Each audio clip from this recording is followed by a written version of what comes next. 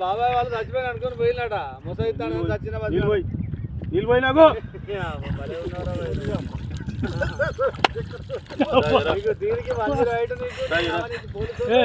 ఎందుకు పన్న వాళ్ళ ఎందుకు అనుకున్న వాళ్ళ ఈ చల్లదనానికి ఎండకు చేయలేక కన్నీకి ఓడిపోయి వచ్చిన గెలవలేక ఏం చేసావు 10 రోజుల నుంచి గణేట్ చేత నాతో గట్టించి నా కష్టం దోచుకొని గణేట్ రాయ్ నాకు అంటే డబ్బులు ఇచ్చారు కానీ శ్రమ